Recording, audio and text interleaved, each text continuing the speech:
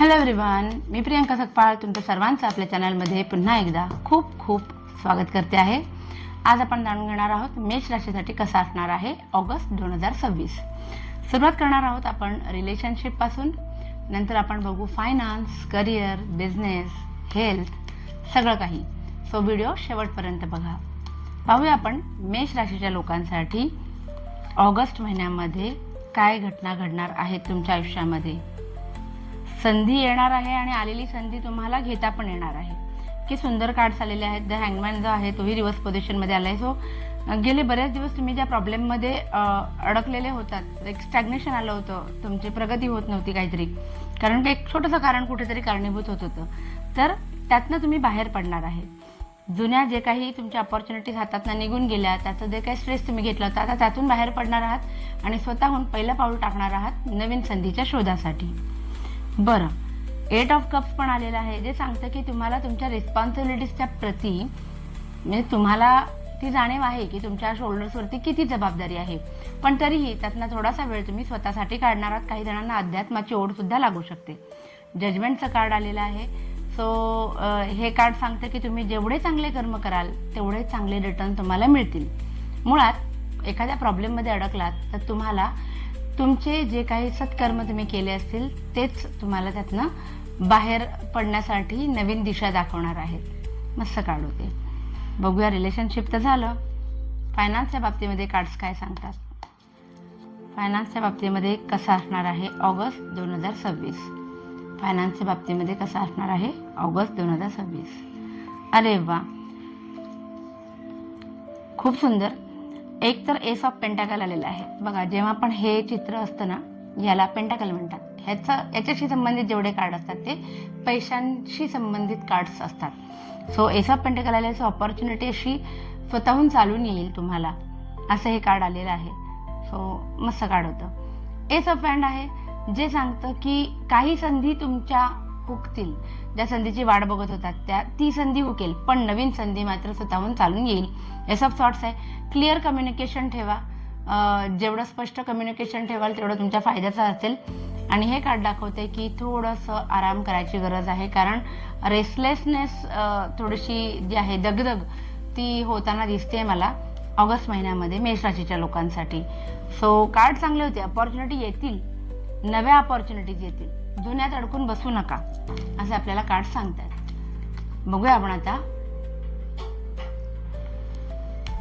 बघूया आपण आता करिअरच्या बाबतीत जे नोकरी करतात त्यांच्यासाठी ऑगस्ट 2026 मध्ये काय घटना घडणार आहेत. नोकरी करणाऱ्या नोकरदार वर्गासाठी आपण असं म्हणूया.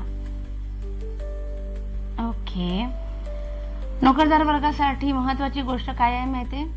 द हाय प्रिस्टेस आलेला आहे. सो खूप प्रोफेशनली तुम्ही वागायला हवं, डिप्लोमॅटिकली वागायला हवं.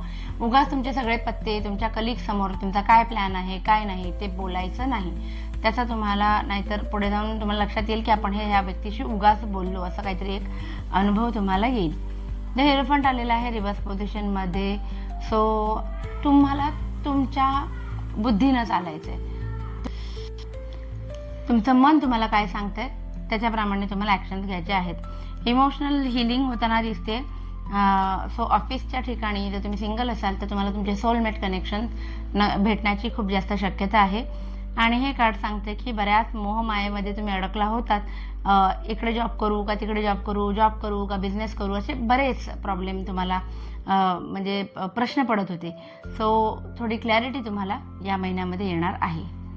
तर करिअरच्या बाबतीत पण कार्ड चांगले आलेले आहेत. पाहूया बिझनेस करणाऱ्यांसाठी ऑगस्ट 2026 कसा असणार आहे. Knight of swords, queen of cups. Okay, business करणाऱ्यांसाठी खूप तुम्ही ना तन मन धन लावून तुमच्या गोल, तुम्ही जे काही ठरवलं आहे बिझनेसचं, त्याच्यासाठी तुम्ही प्रयत्न कराल. क्वीन ऑफ कप्स आहे. सो खूप जास्त काळजीपूर्वक बऱ्याचशा गोष्टी तुम्ही बिझनेस रिलेटेड हँडल करणार आहात. आणि बिझनेसचे काही प्लॅन्स असतील तर तेही तुम्ही कोणासोबत शेअर करणार नाही. करू नये तर आहेत, पण करणार नाही.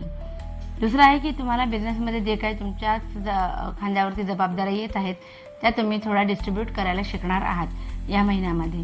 कदाचित तुमचा बिझनेस पार्टनर असेल तर त्याच्याशी चर्चा करून घ्या सगळ्याच जबाबदाऱ्या तुम्हीच पार पडायच्या असं कुठे काही लिहिलं नाही आहे. तर थोडंफार जबाबदाऱ्या शेअर करा. आणि द मॅजिशियन आहे, काही गोष्टी जिथे तुम्ही तुमचं लाईक तुम्हाला नवीन ब्रँच खोलायचे है ना, तुमच्याच बिझनेसची किंवा अजून एखादी फ्रँचायझी घ्यायची असं काही असेल तर त्याला थोडासा लेट होऊ शकतो.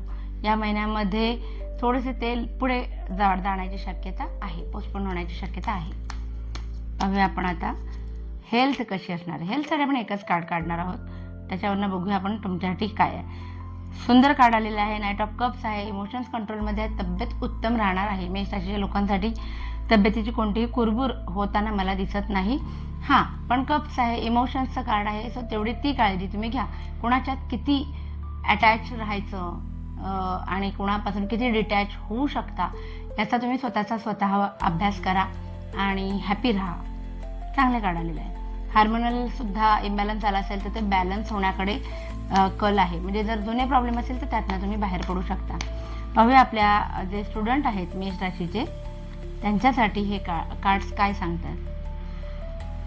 मेष राशीच्या स्टुडंट्सना सिरियसली गोष्टी घ्यायची गरज आहे, कारण आतापर्यंत टंगळमंगळ केली, सो या महिन्यामध्ये तुम्हाला आपोआपच सिरियसनेस येईल.